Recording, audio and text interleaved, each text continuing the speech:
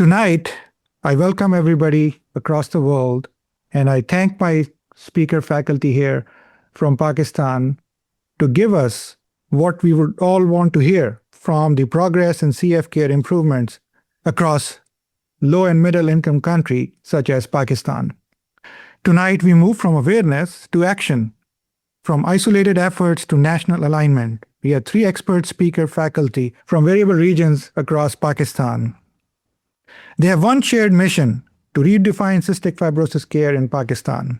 Let's begin where every outcome is decided first with the diagnosis. But before I go, I would like for the audience to hear their setup, their rank, and their practice. I will start with Dr. Fareeduddin plus. Hello, my name is Dr. Mohammad Fareeduddin, and I'm from Karachi, Pakistan. I work at the Indus Hospital and Health Network, which is situated in Karachi, and it's a public sector hospital which provides absolutely free of cost treatment, irrespective of caste, creed, or religion. And somehow the other, I tried to start this mission after Professor Ali Akbar, who visited us, and he laid the stone of treating cystic fibrosis in 2018, and then we did a few clinics, and now we are catering we have about nearly more than 200 patients that are aligned with us with cystic fibrosis.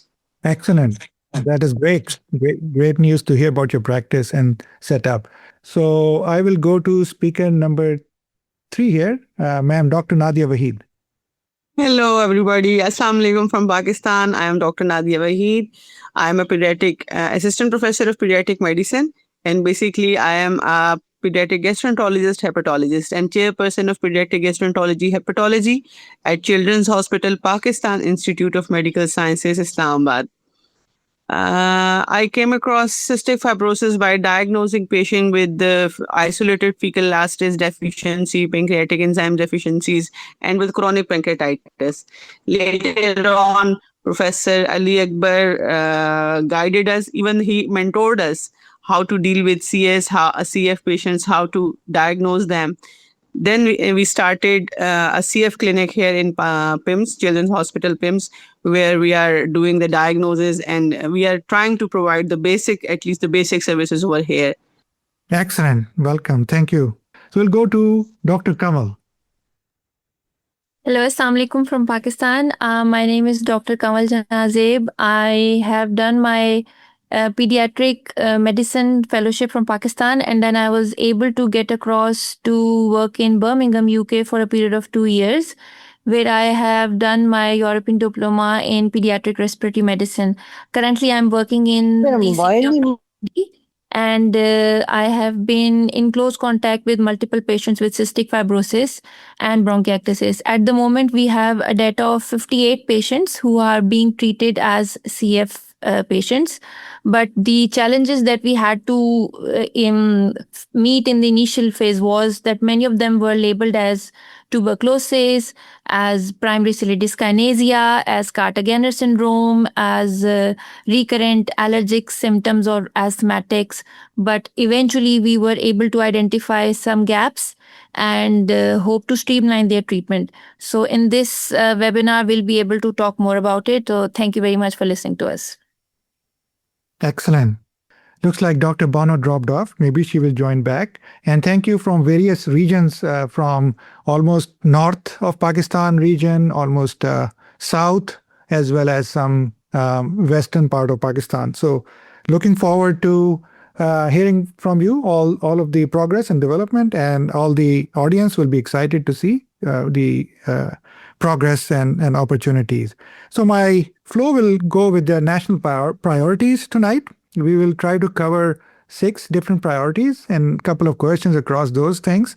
So the first thing we will say, the early diagnosis in Pakistan for cystic fibrosis. And the question goes to Dr. Fareeduddin. From a systems perspective, what is the single biggest barrier to early CF diagnosis in your region? One thing that I would say, if you are talking of, there are multiple issues, but the single most issue is the diagnosis of the newborn screen. First of all, if we can say, because that is the main, the basic checkpoint where we are having lots and lots of newborns. And secondly is that after like this newborn is has come into being, then there are specific few things that we have to look into about the meconium and meconium plug syndrome, or some other issues. And this is the basic problem where we are unable to diagnose them, because we lack of many diagnostic facilities over here. And then there are other things as well regarding the CFTR gene sequencing and sweaterite, which is not available everywhere in the whole Pakistan. These are the basic issues. Thank you very much. It's pretty striking to know the lack of diagnostic facilities and a pretty large volume of patients. So thank you, Dr. Fareed. We'll look forward to hearing from other speakers. So I will move on with that question to Dr. Kamal. And I will ask you, in your day-to-day practice, how does delayed diagnosis change disease severity and long-term outcomes if you have come across these things? Sir, unfortunately, because of the few factors that run more commonly in our community is consanguineous marriages, and many of the parents, they don't tend to realize the matter of inheritance in our population. So multiple children, multiple deaths in the families, not being able to identify to the right people in the right time, end up having a child who is severely failing to thrive, is undernourished, has short stature, and is erroneously unidentified for unidentified reasons treated for tuberculosis.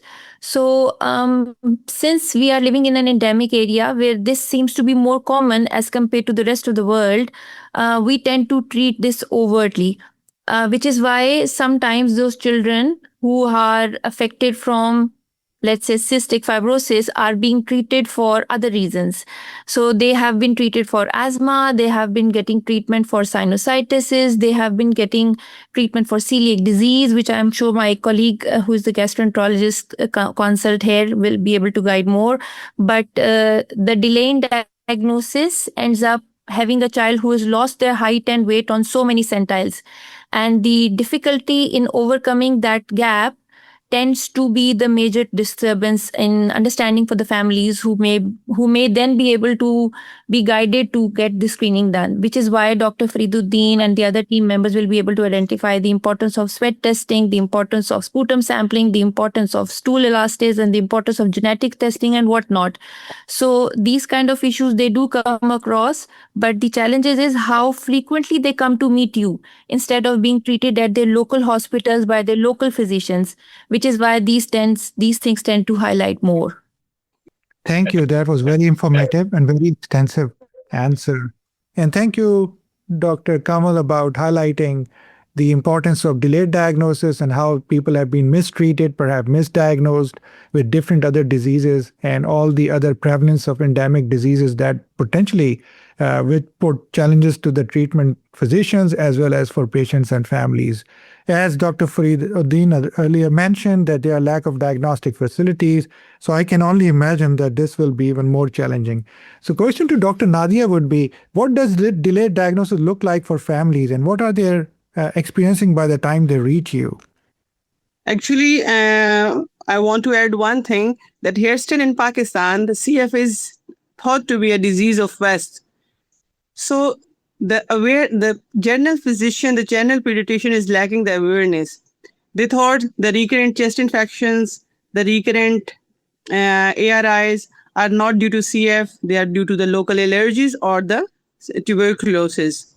So they are often misdiagnosed, and that the family have to go from one doctor to the other doctor, and a lot of time has been wasted, a lot of money has been wasted, a lot of investigation has been done without any answer. So at the end, when they are diagnosed with cystic fibrosis, they are mentally, physically, emotionally, even medically, they are all drained, they're all exhausted. Even they have developed all the complication of bronchiectasis, the chronic pancreatitis, the chronic liver disease. So they have suffered a lot. So to me, the challenge seems to be very clear.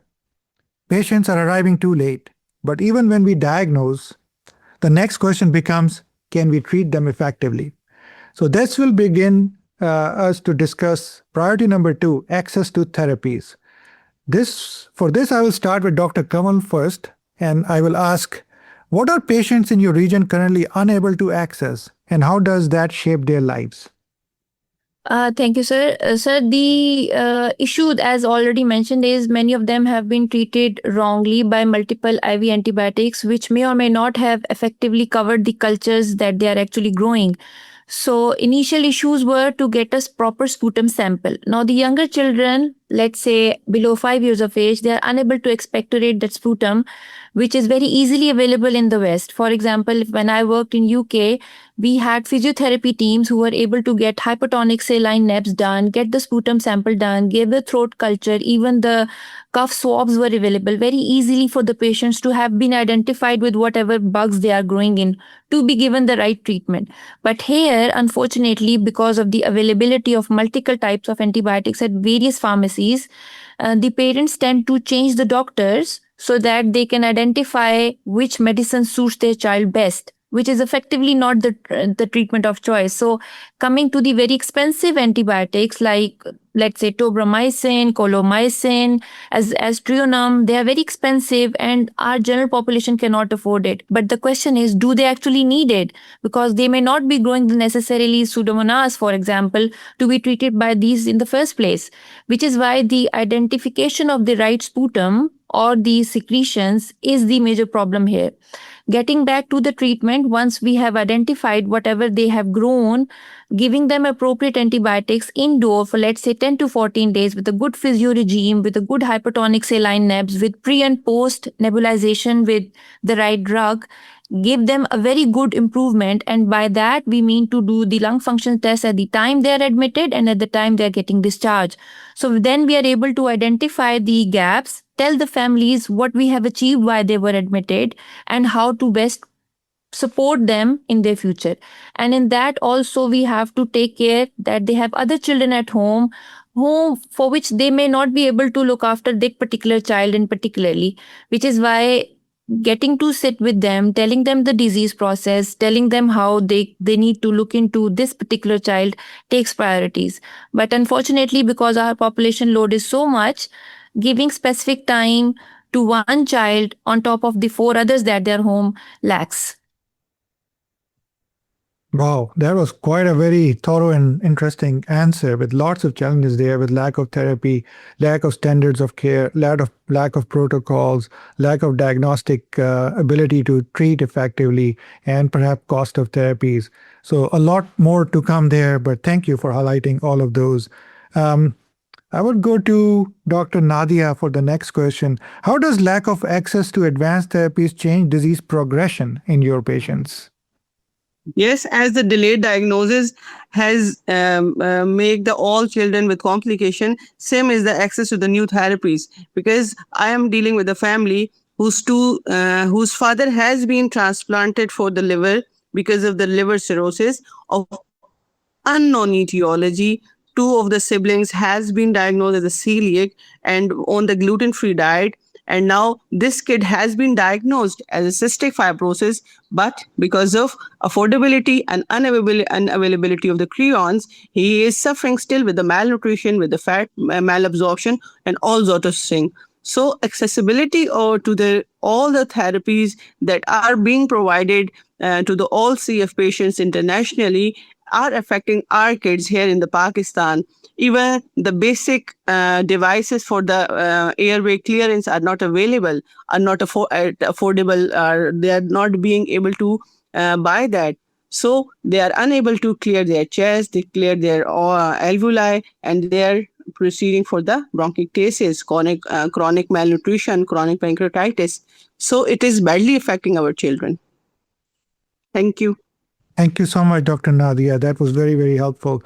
So I think it's bringing us to a very important issue here to discuss about the lack of access. And we'll go to the most advanced potential CF center in Pakistan at the current time, and the speaker and expert speaker and faculty there, to Dr. Fareeduddin, about solution to some of this. And the question will be, what is the most realistic pathway to bringing life-saving therapies to Pakistan, whether it's policy, partnerships, or global collaboration? Thank you, Dr. Nauman. This is such a touchy question for me, because I've been striving for this thing for last like about nearly more than 2 years.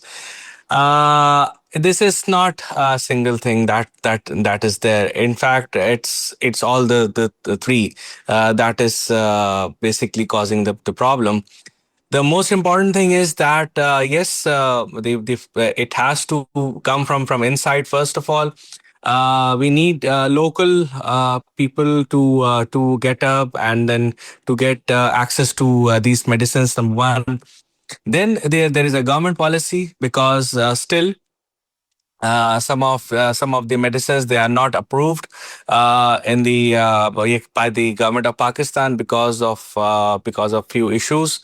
And then there is an availability issue also, because as far as like, if I'm just like talking about the crayons that Dr. Nadia has just mentioned about it, because number one, it's a very costly medicine, and the more you need it, and that is basically for the well-being of the child or the patient. But if it's not available, then all the food that the child is taking is just going down the drain. So so it is very essential, and it's most needed at present. Then there are the usage of the antibiotics, the inhaled antibiotics which are needed. And over here in Pakistan, the basic issue is that we can get any kind of medicine over the counter very easily.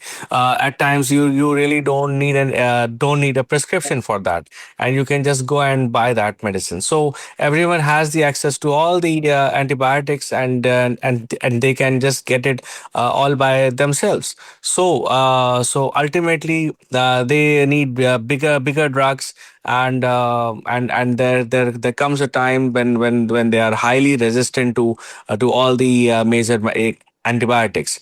So yes, we need to have we need to have a policy on that, and we also need some NGOs and the government, as well as the international NGOs, to help us out with all these issues. I think so. This is what that can be helped out. Thank you, Dr. Fareeduddin. That was very candid, very helpful discussion about the information that you shared with us. So access defines possibility. But even with therapies, patients need a system that delivers care consistently. That brings us to the priority number 3, which is the CF care delivery. For this, I will go to, again, Dr. Kamal. The question is, how does CF care differ between well-resourced centers and smaller regions? So there are many levels to this answer to this question. For example, starting from a patient who has been diagnosed with CF, then the pathway is very clear. As we have Dr. Fareeduddin, whose team is looking after the patients who are eligible for the modulated therapy. So these children are then enrolled onto their system, and then their families are called, their lung functions, their baseline investigations are done, and they are starting off with the immunomodulator. The problem lies with those children whose genetics do not necessarily fit into that immune modulator therapy then. So what about those children? Unfortunately, we don't have children who can get the immune modulator therapy less than 6 years of age. So those children who are already failing to thrive, who are well below their centiles, who are growing Pseudomonas and maybe chronically Pseudomonas colonized, are struggling with managing their bronchiectasis, their daily chest physio routines, they're getting the sputum clearance done, getting the crayons, vitamin sample done, and also we forgot to mention the availability of DNAs, the availability of aerobicas, the availability of acapellas. So when those children don't have access to these basic things which are available in West, this lags behind their lung functions, their height, their weight, and psychologically also. If a child is going to school and coughing all day, the rest of the children in their class don't play with them. They have some psychological withdrawn, and to struggle to handle this kind of problems with their child is another dilemma at another level. So the children who are getting the treatment through Trikafta are showing remarkable results that will be shared by Dr. Fareeduddin. But those children who are developing bronchiectasis and are struggling behind, there is a lot of difference what the West is doing for CF children and what unfortunately we can't. So sitting with the families, telling them about diet, their physios, their sputums, their psychology, the importance of bringing their children for follow-ups is very much needed. Excellent. That's very informative. And you are absolutely true. We are also clearly, I think, in this time and era, noticing patients who are on modulator, and CF is defining itself between modulator and non-modulator patients all across the world. And hopefully all the CF care will be uniformly improved across the other patient population with the future research. But you brought up a good point about the well-resourced centers and smaller regions in the country. And I think some of the challenges were similar, if I recall, and we will go back to Dr. Fareeduddin and discuss whether the care center is improved or different as compared to some of the smaller regions, as you brought up, like lack of access to specialized staff and counseling and support staff or structure. So the next question goes to the access gap. If Dr. Bano is back. Hi, Dr. Bano, do you want to introduce yourself, please, for the audience? Yeah, I'm Dr. Iqbal Bano. I'm working as a professor of pediatric pulmonology at Children's Hospital, Lahore, and I'm seeing the pulmonology for the last 25 years around. And the cystic fibrosis since 2014, we are doing the multidisciplinary clinics at Children's Hospital and University of Child Health Sciences, Lahore, and in which the physio and nutritionist and the psychologist and all the physicians are available along with the radiologist.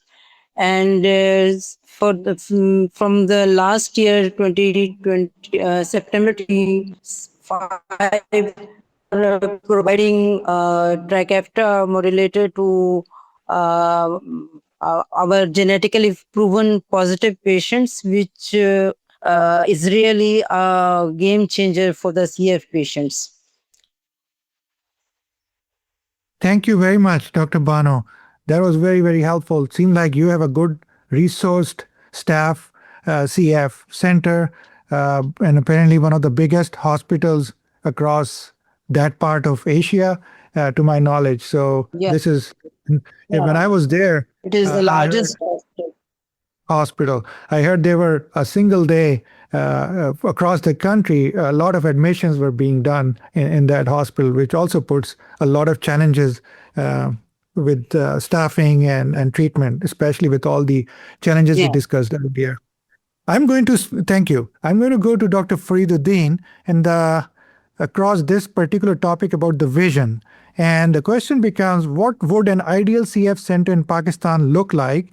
And what is the first step to build one? Because we have heard that you may have the best CF center already in place in Pakistan. So the thing is that when we started back in like last year, when we were like just gathering all the data and the patients. So initially, when I was asked that how many patients will I have who will be needing Trikafta, the gene modulator therapy. So I said that nearly about 50, and that was a random answer on my side. But yes, but now like we started off with just 45 patients who were on Trikafta, and now we have doubled it, and now it's 90 right now. What I'm talking about today. And it was a very difficult task, because working in a general hospital, our hospital is not just only a pediatric hospital there. That's basically a general hospital, and we have to look after other subspecialties also, and especially in the pediatrics. But focusing my faculty towards CF was a very difficult task. And when they got to know that yes, we have this modulator treatment now available in Pakistan. In fact, we were the first to have this donation. So it was very important for me as well to gather the multidisciplinary team. So I had to start with all the with the pediatric as well as the adult, because me being a pediatrician, I am also catering the adult population, and I have like about 40% of my patients are adults. So I had to involve the adult team also, and yes, we have whatever is practiced everywhere in the world, with like having the counselors, the genetic counselors, the psychosocial counselors, the diabetologists, pulmonologist, and like ENT, and you just name every subspecialty, it's there.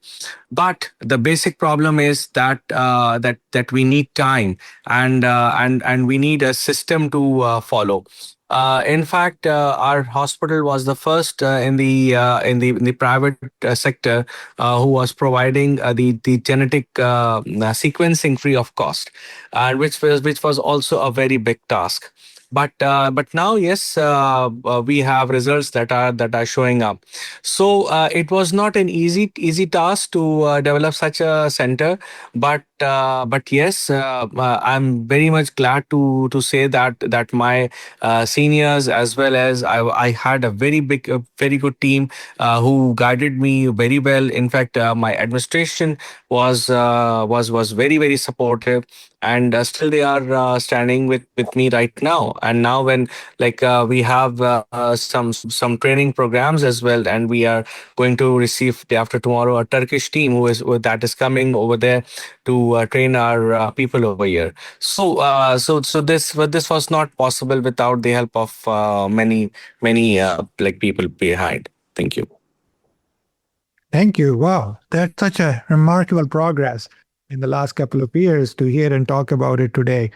Clearly, challenges are there across the region, but hearing you from this about the adult care, the 40% are adults, and I don't know the age level over there, but that's really good to know that at least the kids are surviving and survival has increased.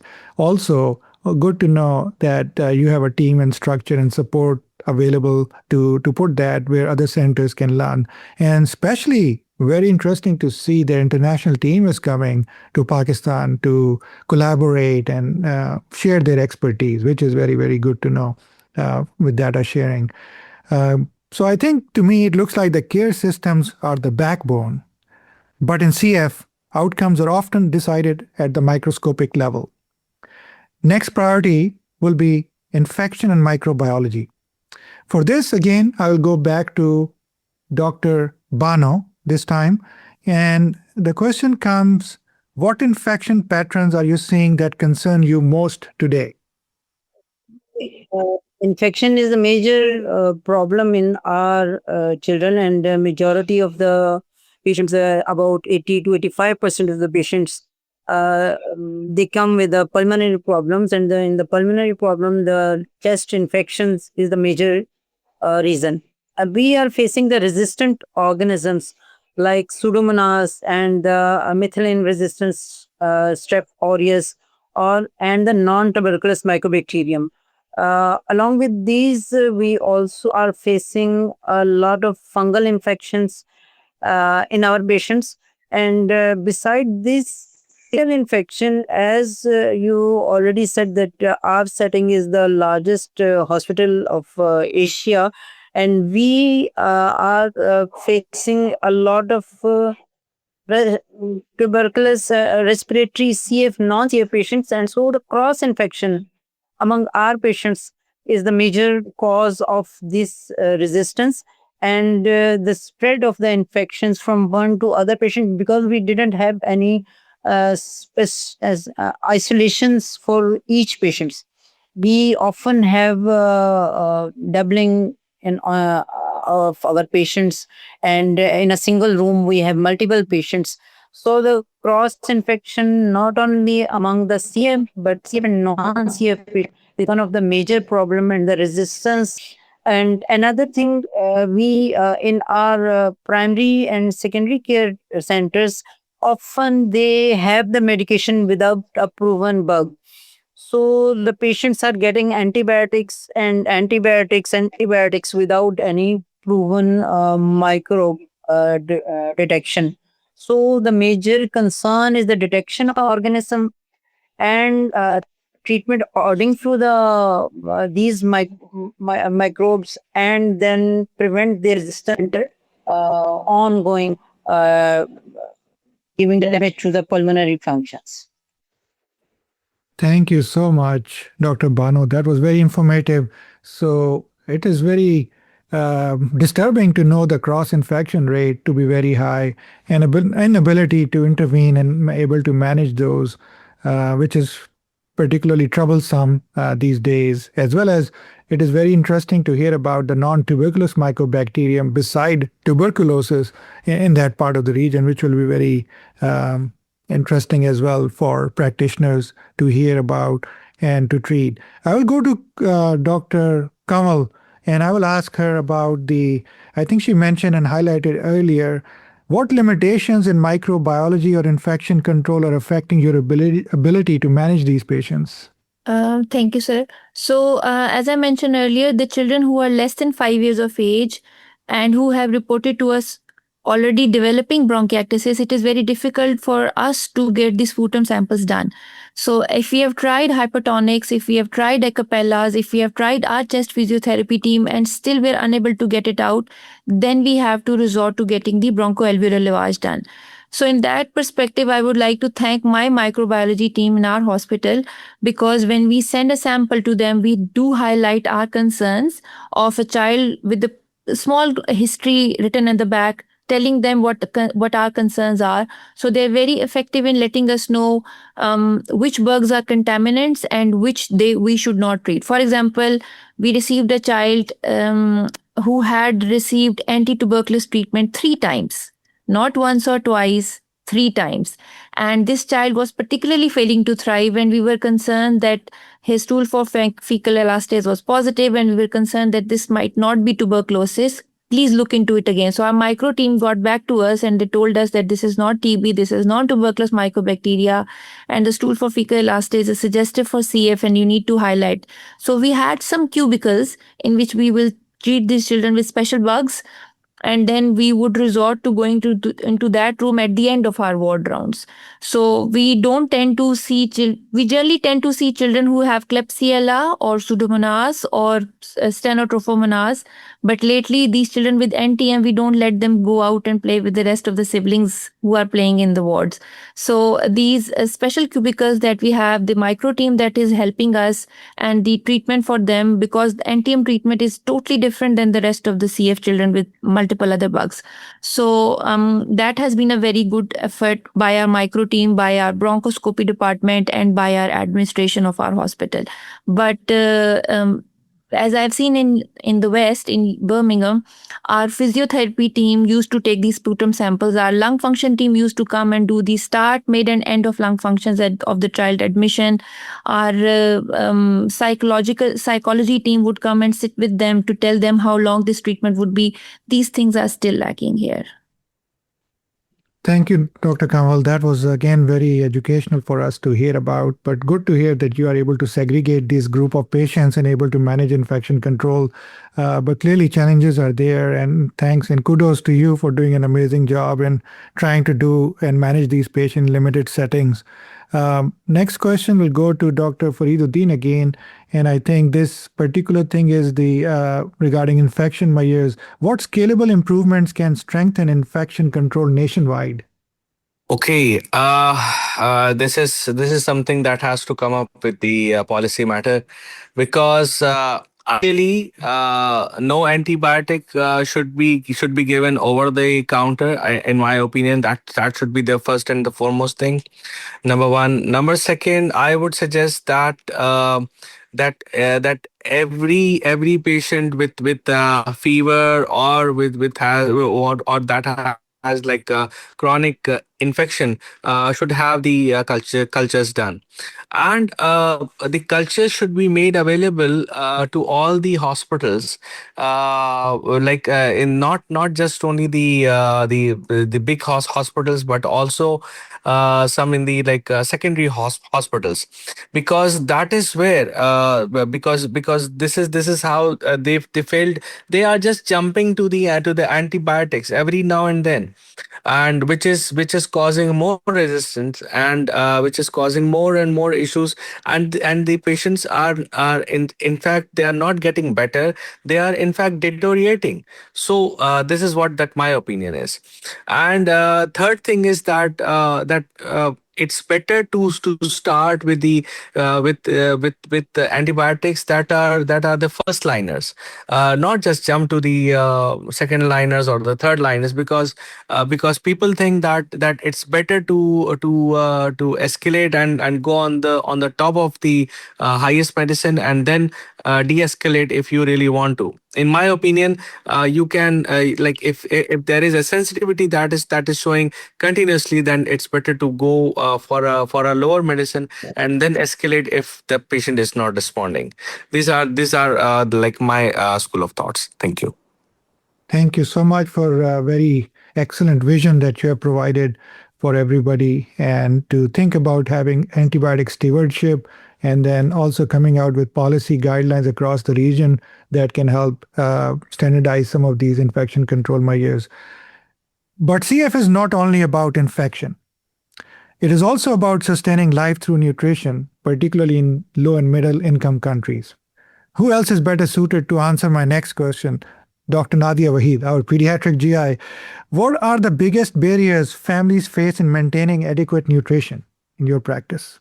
This is very near to my heart because all CF patient, there is one thing to be noted, that all CF patient, all of them are in catabolic state because their bronchiectasis, because of their recurrent infections, they are metabolically drained. So they need double the nutrition of a normal child.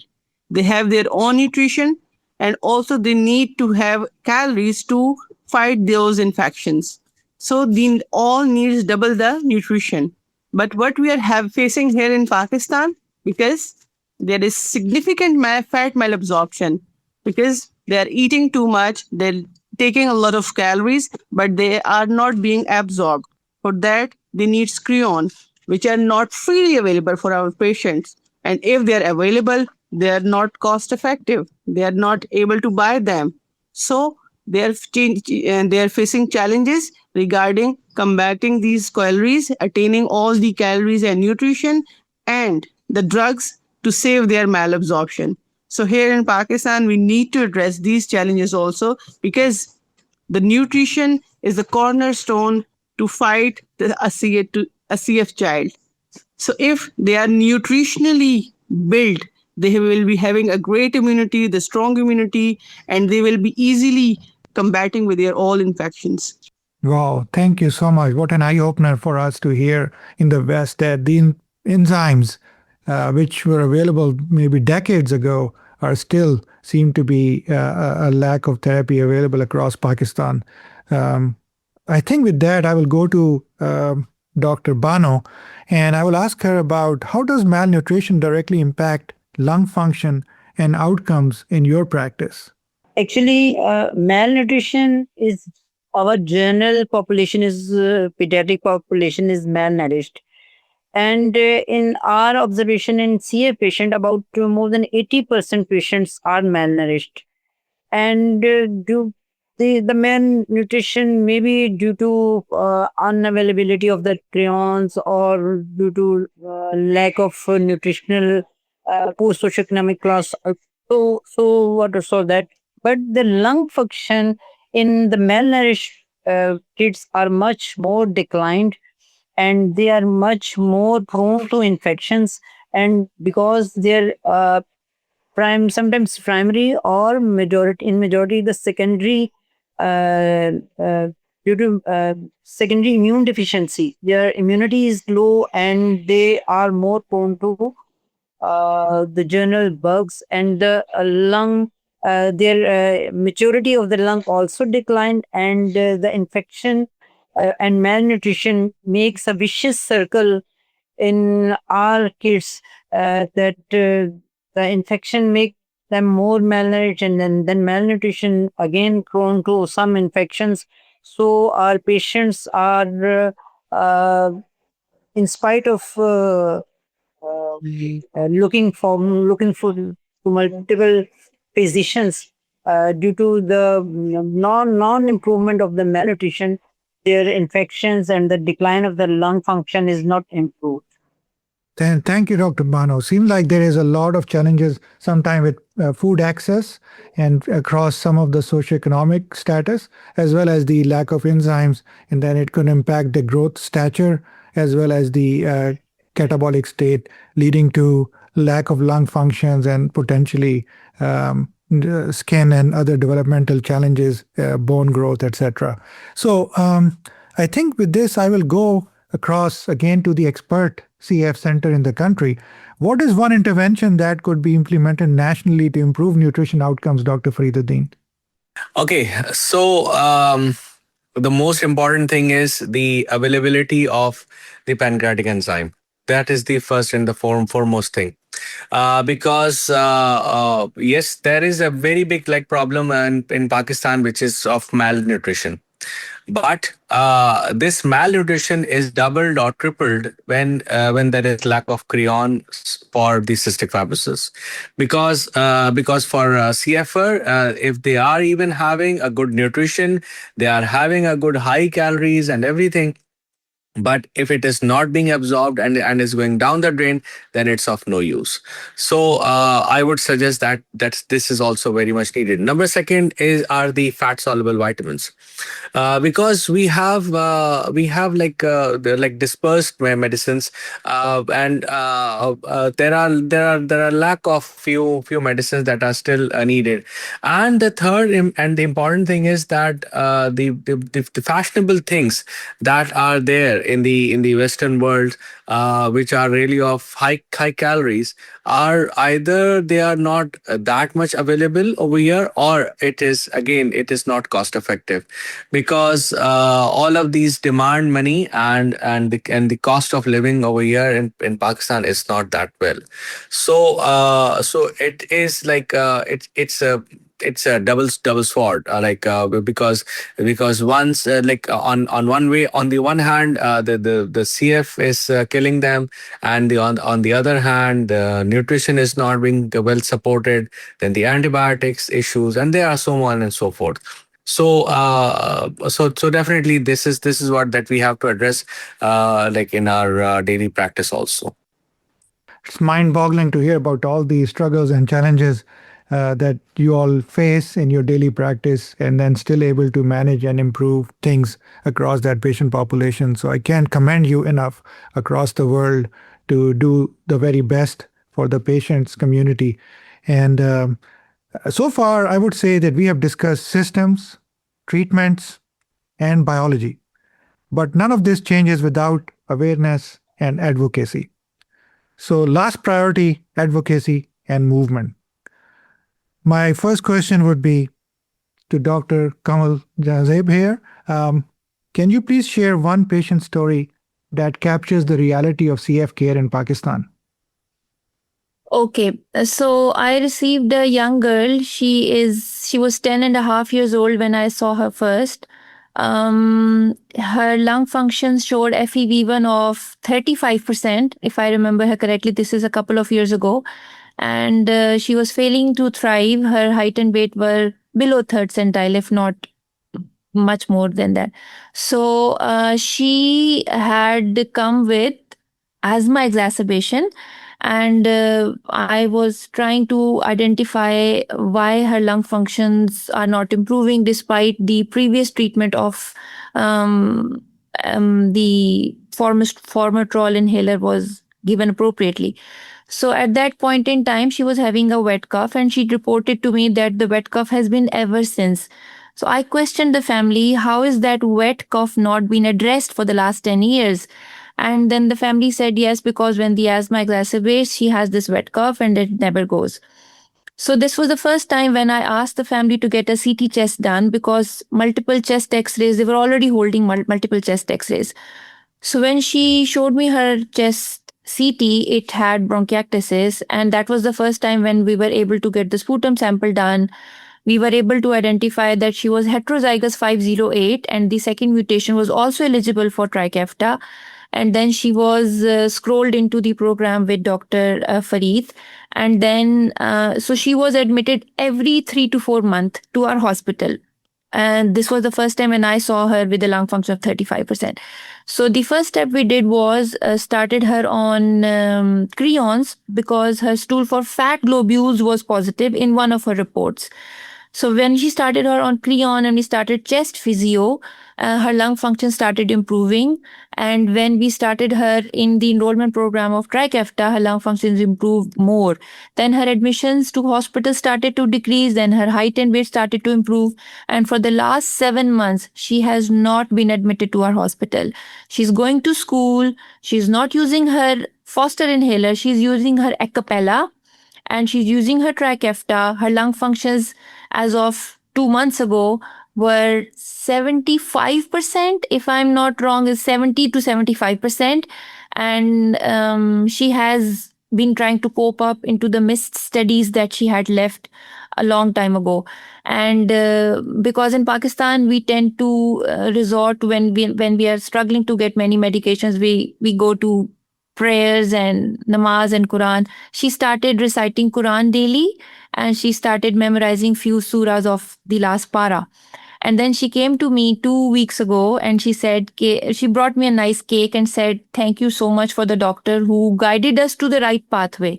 Now, this is just one story of a girl who is now 12 and a half years old, who is going to school, who is attending all her classes, who is coughing less, whose lung functions had improved and height and weight has improved.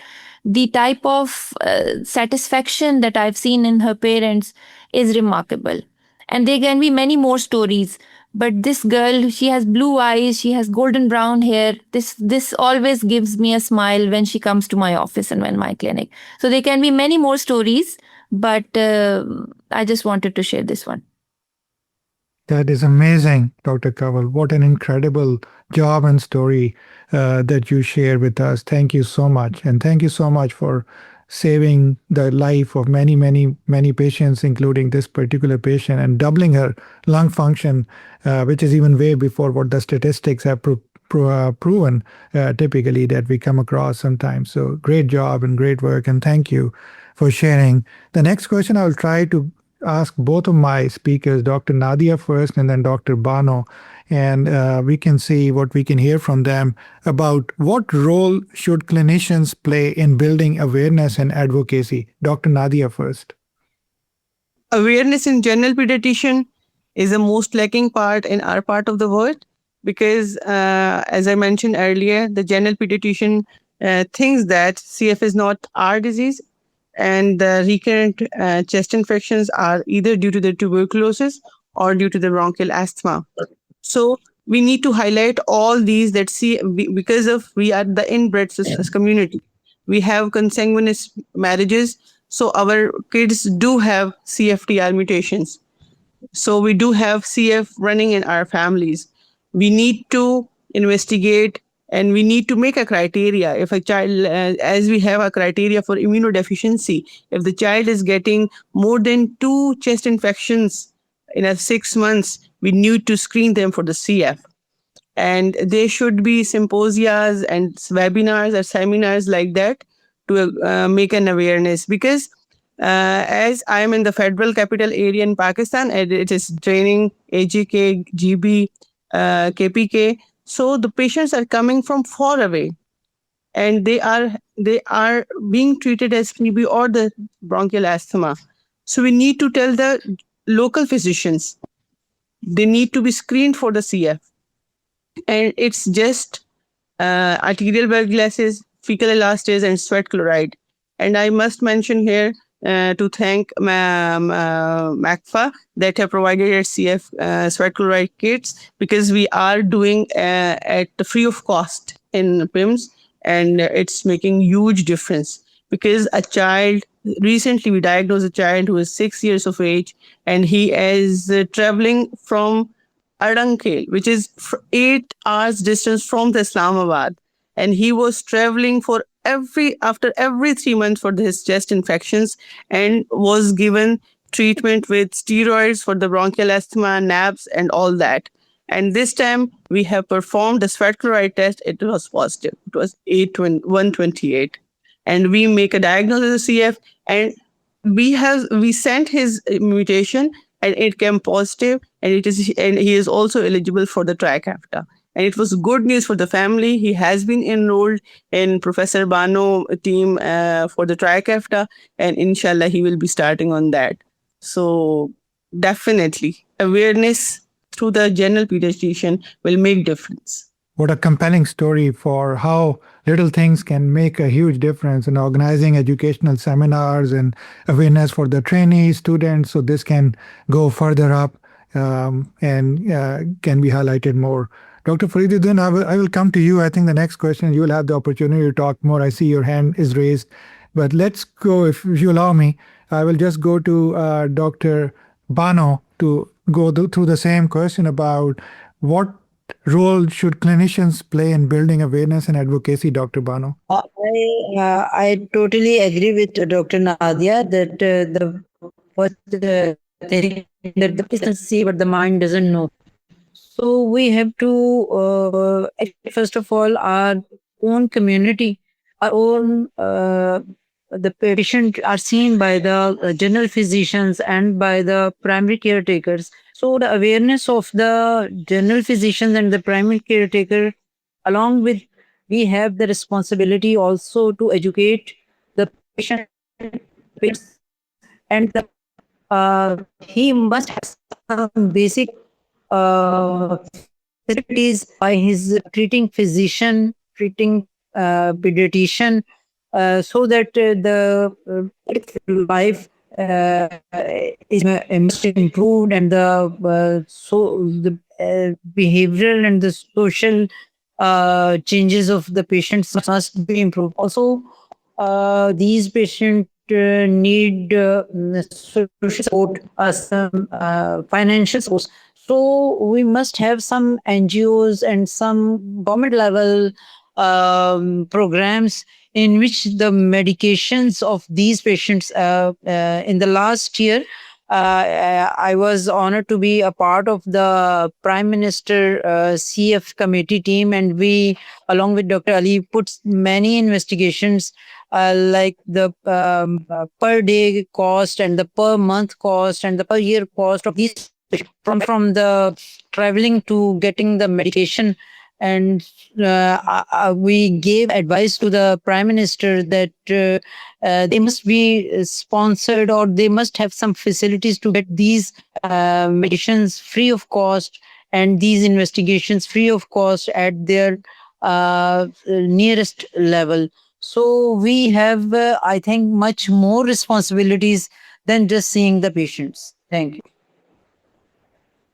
Thank you. Sorry, there was some difficulty hearing at times, but clearly the message came across that the governmental level, the physician advocacy at all levels can help, and at the hospital level, and then trying to educate young trainees and the future can also help to improve CF care rather than just thinking that the CF is just only seen in the west side. I know Dr. Fareeduddin wanted to add to this particular question, but I will also add another question, and then maybe he can answer both questions at the same time. One of the question, I think the last question that is coming across in this priority for you, Dr. Fareeduddin, what would it take to build a national CF registry or movement that changes policy and outcomes, please? Thank you. Thank you, Dr. Nauman. The answer, I would like to add about the patient advocacy. What I would really because all of us are speaking about the how the what the children are doing, and how the patients are coming and here this and that. But my stance is a bit different, because I have, as I just mentioned, that I have about nearly 40% that are adults. So one of my patient was referred to me by some adult pulmonologist. So I went back and I just asked that how did he know that I was treating CF, and I really don't know who that pulmonologist is. And then he said that yes, then in fact the patient then told him that yes, there is a treatment that is now available in Pakistan, and I would like to go over there to Dr. Fareed, and kindly refer me over there. So that was where I thought that now is the high time that I should really now step into the rooms of adult pulmonologist. So I went to an adult seminar of by the name of Avengers of Pulmo. So I went there and I gave a presentation to the adult physicians. And surprisingly, after just going over there and giving a presentation, I think about nearly 13 or 14 cases were sent to me that were having CF. And now now patients are being sent to me by them, and they are asking and seeking help for just even at times they are just sending them to me to rule out CF. So I would really suggest that yes, we don't have to be pediatricians although that this is a genetic disease and we are the caretakers of all the genetic diseases. But yes, some of the milder forms of the CFs, of the CFRs, they go beyond the childhood, and they are being treated as asthma or something other than that. In fact, I would like to add, I'm sorry, I'm taking up a bit one more minute on that. One of my patient whose story I would like to share was that she was she's about maybe 13 or 14-year old, and at the age of 8 years she was diagnosed as pulmonary TB. And in fact she was mycobacterium tuberculosis positive even, and she was given ATT, and but still she was having bronchiectasis and she was oxygen dependent. I really had to counsel her from top to bottom, and me and my team were after her, and it took us 3 months just to wean off her from oxygen. She used to come on the wheelchairs all the time, and she left her school and everything. But then surprisingly, I don't know why, I just had a thought that she might be a CFR, and yes, she turned out to be a class 3 CFR. So we started her off with the gene modulator, and now alhamdulillah, she's doing wonders. She's off oxygen, she's off wheelchair, she has regained her studies now, and she has gained weight, and just her weight has increased up to 3 kilograms in just about 1 month or 1.5 months. So what else do we want?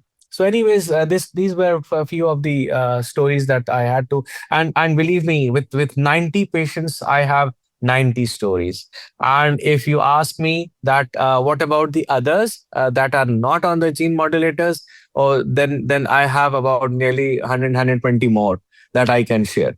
So this is regarding to my patient. And now coming to your second question about the CF registry. Believe me, till we were not having data of what our patients were, we were having every now and then, right and left, yes, that this can be a CFR, this is a CFR or not. But when entering their data, and especially now when we are registered with the European Cystic Fibrosis Society and the registry, the ECFSPR, now we are really able to compile our data. Now we really know. Now the world is going to know that yes, in this part of the world, in Pakistan, how many CFRs are there. And this is just the tip of the iceberg.